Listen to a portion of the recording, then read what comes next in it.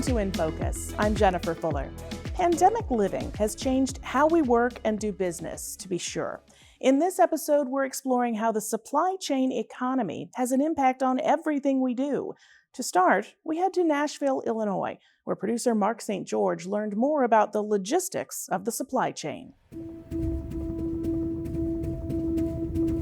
In pre-pandemic times, things seemed to be very fluid in the supply chain. Just-in-time inventories were working, manufacturers were making enough product, consumers were purchasing enough product. Logistics was tight because things were consistent. During the pandemic, all that changed. I'm Andy Kirchner, President and CEO of Knott's Logistics.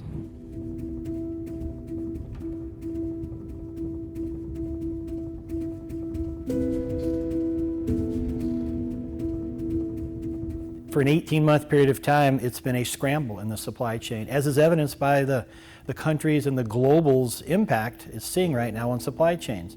Demands are still high. Productivity isn't where it needs to be at. Inventory levels are very low. And we've created a dynamic here that will take a considerable amount of time to compare it to a pre-pandemic type arrangement. The one thing that was learned throughout that maybe not have been quite as focused on in pre-pandemic and then was brought to height in the pandemic and now coming out of it in post-pandemic is that supply chains are everything. The world does not run without a very effective supply chain, or it runs bumps and it has bruises and it has problems and it has disruptions. The thing that makes the supply chain move forward here positively is consistency, is alignment, is strategic partnerships. It's understanding the needs of consumers, understanding the needs of manufacturers, and being a bridge that goes between the two, from the manufacturer to the consumer at the end of the day. The new normal it still hasn't been invented. It still hasn't been completely described and defined. It's going to have a green mentality. It's going to have a strategic partnership mentality. It's going to have a mentality that's going to understand that inventories, while tight right now, have to be built again. You have to have product to be able to ship like that. And consumers are going to have to say, if they want all these things, when you want something and you want it bad enough, it comes at a higher cost. So hence a lot of the cost of getting goods and services moved, or the end product, is going to cost more. Manufacturers, is going to cost more to make them, it's going to cost more to transport them and fill the supply chain, it's going to cost more to the consumer. But that may be the new norm moving forward as we try to move forward in the next step and the next level of what the post-pandemic supply chain is going to look like. I go back to strategic alliances. You have alliances with shippers and manufacturers, so when they have lulls, you plan for that, you communicate effectively, you use technology to measure these things. You're in constant communication rather than the assumptive factor that this is how it's going to continue to be. They're forecasting, you're forecasting.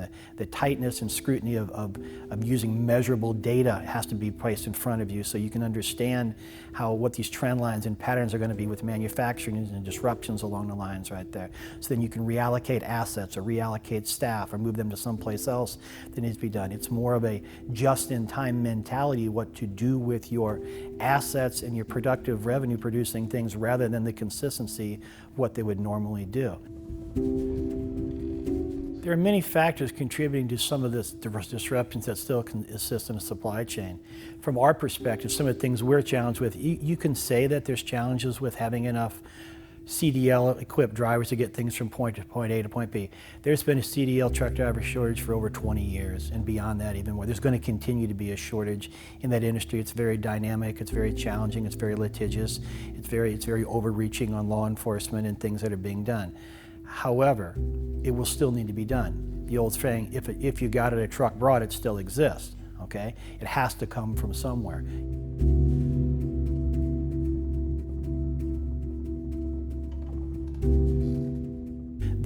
supply chain is driven not just by technology or by hard assets being trucks and trailers and warehouses and boats and trains and anything like that. It's driven by people. At the end of the day, somebody has to do the work, and people do the work. So the many individuals and the high percentage of people that are employed in the supply chain are very valuable assets moving this forward. That includes a green mentality, or the perception of a green mentality, and how does that integrate into today's supply chain, from packaging to transportation needs to storage needs to labor management to whatever it may be, and how industrial powered trucks run and the whole 9 yards. It's a huge change in culture and a huge change in mentality. Do I continue to operate where someone is used to getting something same day when they walk in the store and they see an entire shelf of toilet paper? Or will people willing to say, well, the shelves are only half full, I have less choices, and if I have to wait 3 days for them to be stocked, I'm willing to wait 3 days for them to be stocked. If consumer demand continues to be for toilet paper, automobiles that have chips in them, whatever it may be, says, I'd like to have it right now, well, that comes at a cost, and manufacturers will produce more goods and more inventories will be kept, and resellers of product to end will have more inventory to sell. If we become a different society than we were in the pre-pandemic times that says, we want it now, we don't want to wait for it, we want to order it, we want it here overnight, we want it done and taken care of like that, that only comes with inventories that are in place and a supply chain that's willing to be able to move the product from point A to point B in a timely manner.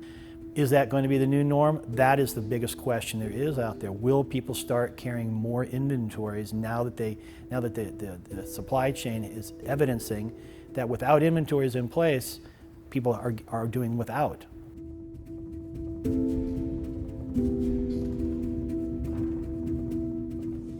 We all remember last year's shortages of things like toilet paper, hand sanitizer, masks, and more.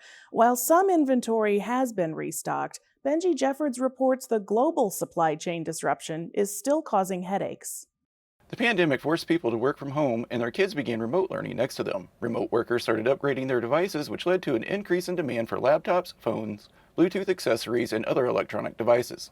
All those devices require semiconductors to operate because they function as the brains for electronics. SIU Associate Professor of Operations Management Greg DeYoung says the automotive industry is having a tough time producing vehicles because of the global semiconductor shortage. Unfortunately, what happened really started this was during the initial shutdowns for COVID, the auto manufacturers stopped production and canceled a lot of their orders for semiconducting chips. And so the chip manufacturers had to stop manufacturing those chips for a while. The canceled orders were quickly replaced with orders for semiconductors for other electronic devices. DeYoung says it can take up to 7 months to make semiconductors from start to finish. So once they got busy again in the semiconducting chip industry, then they couldn't catch up because suddenly the orders all came back and there was no way to catch back up. Watermark Ford and Hyundai sales manager Jesse Edwards says pre-COVID-19, they usually have more than 200 new cars in stock. But now? We're running anywhere between 10 and 20% of that. Lately, we've had somewhere in the neighborhood of 25 to 35 new cars at any given time. Edwards says with lower inventory, the manufacturers are rethinking how they produce vehicles and what options they're making available. The more equipment that you want, kind of bigger struggle there is there, I guess you could say. But at the same time, the manufacturers are being smart in analyzing customer demand. So they're not building us a lot full of cars that people don't want. They're focusing on, what has a fast turn, what is selling quickly, what the market's actually asking for, and so they're pouring their resources into that. While the automotive industry waits for the supply chain to deliver products, car shoppers are waiting as well. Once upon a time, it was 8 to 10 weeks. We've been seeing 3 to 6 months. There are some constraints with materials other than chips, even though chips are the main focus. DeYoung says multiple industries have taken notice during this global shortage and changed their approach to selling products. They are also doing the same thing Apple's doing, which is moving towards their higher profit margin products. So you'll see a lot better supply of SUVs than you'll see of small, cheap cars, because that's where the money is right now. But they're leaving features out of cars because they don't have the chips to support them now. The semiconductor industry has had its own problems to deal with, and Edwards says that has had a big impact on the supply chain. The plants where these chips are produced have fallen victim to COVID outbreaks for further shutdowns, fire damage. Some are produced in Texas, and snowstorms wiped those out for a little while. DeYoung says the impact was huge because of the number of manufacturers around the world. It's one of those things where the industry's been kind of consolidating for a while and we haven't really noticed. And so suddenly we woke up one day and we said, wow, there's only one American manufacturer that makes chips. That's Intel. And there's only a couple in the whole world now, where there used to be dozens of chip manufacturers. There's been a lot of consolidations. Analysts are predicting the supply chain should catch up within the next 2 years. For InFocus, I'm Benji Jeffords. Agriculture relies on the same market forces and efficiency measures that can spell the difference between success and failure. Mark McDonald visited a dairy farm near Carthage, where investments in technology have transformed the business model. You may have already been aware that robots have been milking cows for some time, but at the Utterhill Dairy near Carthage, technology has completely transformed their operation. So this collar right here hangs on the cow's neck, and this computer chip right here actually records all the information on that cow. It's basically like a Fitbit. It tracks her activity every day. It tracks her movements. It has a number on here that corresponds with the robot to keep all the information to make sure that cow's amount of milk production goes back to this cow's number. So this little computer chip right here is very vital to each cow. It has a number that's very specific to each cow. It's recorded in the computer, and that's how everybody kind of talks to each other as far as the cow talks to the robot. And it not only tracks the amount of milk, like you said, but it tracks everything about that cow.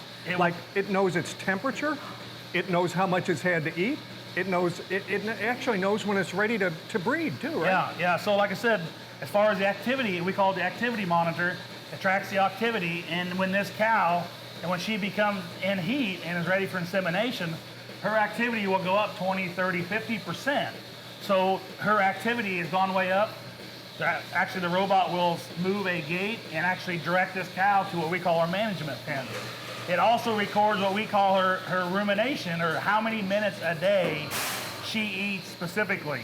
So this sets on a muscle on her neck, and every time she takes a bite, chews her cud, it's going to record those minutes. So wow. The herd average is about 500 minutes a day is how long our cows eat.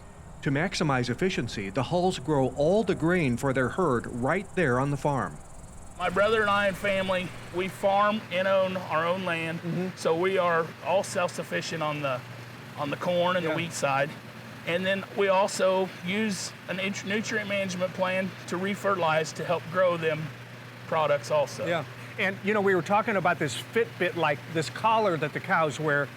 And I know Sid said this, but I still find it unbelievable. It's recording every time a cow takes a chew, right? Yes, so that's how you know how much they're eating and whether they're eating the right amount for them. That's exactly right, because that consistency of that feeding goes back to here, and those rumination minutes is what we call those. They're kind of forecasting the milk production for the herd, and the rumination minutes are telling us how good a job we're doing processing and providing the feed because the cows ultimately give us the answer every time.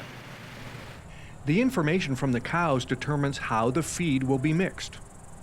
Inside what we call the feed mixer is two drums that kind of resemble a washing machine drum, and it sits there and turns that feed.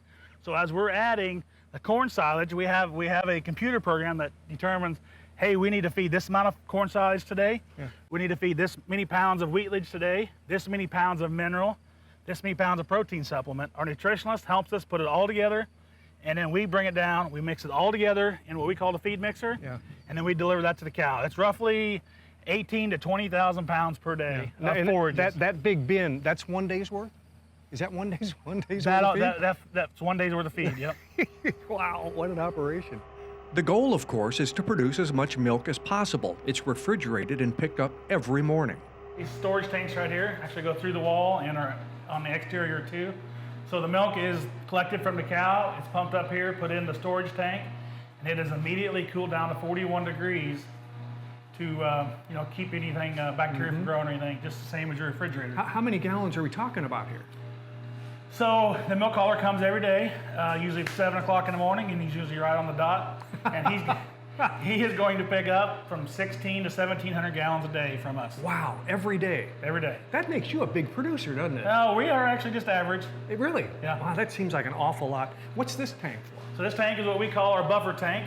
So since the robots work 24 hours a day, the milk hauler has to quit adding milk if he's going to collect it, right? Right. So the milk hauler will divert the milk. Instead of the storage tanks, he'll divert it into our buffer tank. Oh. It'll stay in there while he collects the milk, while the tank's doing internal cleaning. Once everything's done, it will divert the milk from the buffer tank into the cooling tank. Okay, so there's a period of time between the time he empties these out and the robots or the system cleans them out, then you can reintroduce the milk again when they're done. Yep, the milk hauler starts the process. He takes the milk, he'll start the cleaning process, so then the computer takes over, controls the cleaning cycles of everything. Once it knows the tanks are cleaned, it diverts the milk here into the clean, fresh storage tanks. The software and tracking technology provide a personal profile for each of the 180 cows. Over here we have the number of visits a day. Oh, that's to the robot? That's to the robot. Okay. So we have just right under 500 visits today, and that's in all 3 machines. Now you can also bring up that same depth of information on each cow in the herd, right? Yep. So if I want to go over here, I can pull up any individual cow, and I'm going to pick this cow right here. So this page right here gives a whole overview of this cow. So I could go on all these tabs, and it would give any information I want about that cow. But I'm going to click on this one. Okay. And that is called the activity graph. This is the activity graph. So we was talking earlier about how that collar or the computer chip is tracking her activity, her rumination, and all this stuff. So there's a lot of information in this graph. Here we go. So as you can see in this graph, the dark blue line, that is her activity. So that you can see every time that she got up to go eat, every time she laid down and chewed her cud, right? And as we can see right here, something happened. Something went way off the charts. That cow came into heat, so we actually inseminated her the day after, and then she became pregnant off that. Okay, so that when that spikes like that, did you know that she had gone into heat? We did not visually see that, but the robot picked it out. So that means she's getting frisky, I guess, right? Oh yeah, she's just chasing other cows around, and she's feeling good. Yep. Okay, and that's when you know to inseminate her, and bango, it worked, didn't it? Yep, the computer knew that the computer picked it out that she needed to be inseminated. It actually moved that cow. About 5 years ago, the Hulls made a sizable investment in new technology. No complaints here. InFocus in Carthage. I'm Mark McDonald. The transmission of information and entertainment from point A to point B has evolved over the ages. There's a world of performers, radio stations, even gear that has shaped the history of music, and it's all connected to Illinois. Julie Staley gives us this look and a listen. This exhibit at the Abraham Lincoln Presidential Museum isn't just history you can see, it's history you can hear.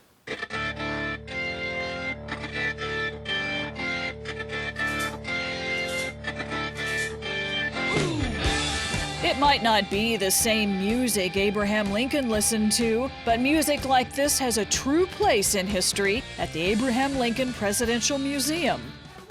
This is a one-of-a-kind exhibit highlighting the best achievements and contributions to music from the land of Lincoln, called The State of Sound.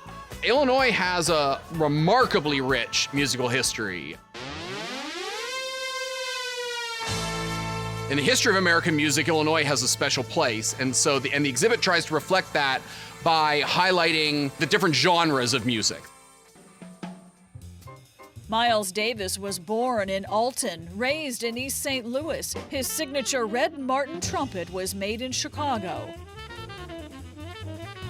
The king of swing, Benny Goodman, was born in Chicago. His family owns only 2 of his clarinets. One of them is on display here. The history of the music from Illinois is varied and deep. And I think part of it, you could say, is that Illinois was one of those landing spaces, and Chicago in particular, for the Great Migration. So an argument could be made that popular music in general, the music from the South, whether it be jazz or blues, landed in the northern part of our state and was then sort of electrified and commercialized and brought to the world.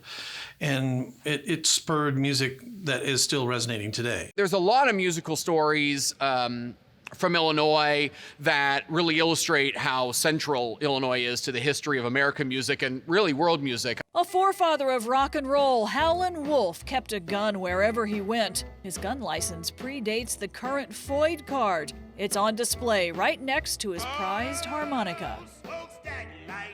One of the better examples is in the early 20th century, during the Great Migration, when large numbers of African Americans left the South trying to find better economic opportunities in cities. And so you get these guys like Muddy Waters and Howlin' Wolf and Mahalia Jackson and gospel. And through these recording studios in Chicago, that music is able to spread not just throughout America, but all over the world.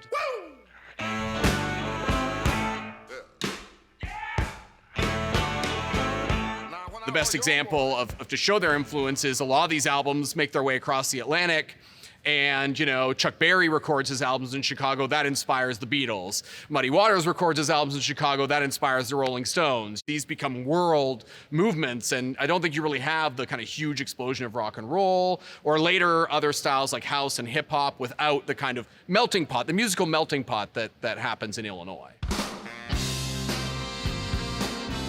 All of the genres can be sampled on mini documentaries shown throughout the exhibit, right next to the exact pieces that made history.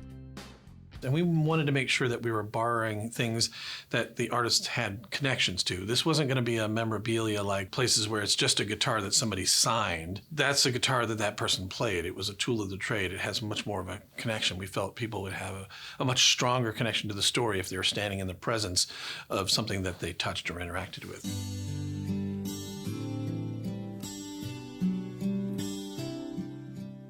Dan Fogelberg was born in Peoria. This guitar hadn't left his house in Maine since he passed away. His wife Jean decided, like his music, it needed to be shared. And the strings that were on the guitar are the last ones that he ever played, and so she felt his essence, his DNA lived on these strings, and she really toiled with whether or not it would be in everyone's best interest for people to see this guitar rather than be squirreled away in Deer Island, Maine. Chicago and Herbie Hancock sent 2 items to the museum, his iconic keyboard and the jacket he wore for the movie Round Midnight. And he said, basically the last day of shooting, I went back to the wardrobe and I gave a little nod and a wink to the wardrobe manager, and I just took it under my arm and I walked out the door with it, and he's kept it ever since. And it's kind of great that he loaned it to us as well. This exhibit was put together during the pandemic when performers were in lockdown and looking for a way to connect with their fans. These people were all home. They were surrounded by their stuff. They actually were really, really engaged, and they provided me with some wonderful insight on what they felt best represented themselves. And I really enjoyed having that sort of conversation. Some of them were really excited about a current project.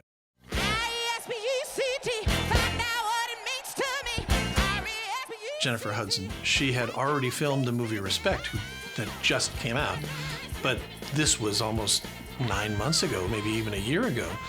She'd already filmed it, and during the filming, there was this painting of her that was done to look like Aretha Franklin, and it was hanging in the house in the movie. She loved it.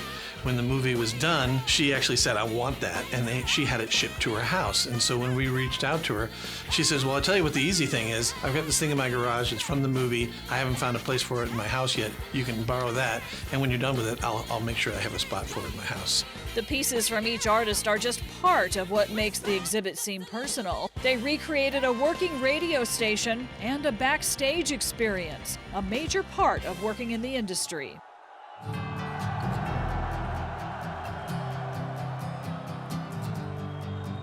And the idea of the exhibit is essentially you're making your way backstage and sort of you emerge from this backstage. There's a big crowd mural there. And the idea is that you've just garnered all of this appreciation for all of this music that comes from this state. And hopefully some of that sinks into their DNA.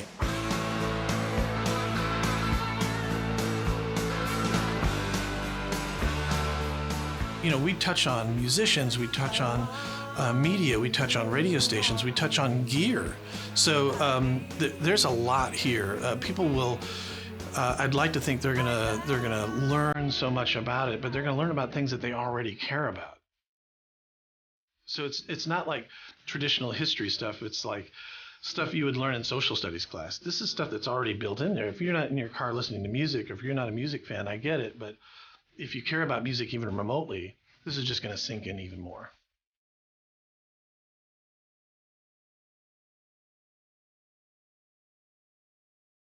And the experience doesn't end here. Once you leave, you can go online to their website for much more information. For InFocus, I'm Julie Staley.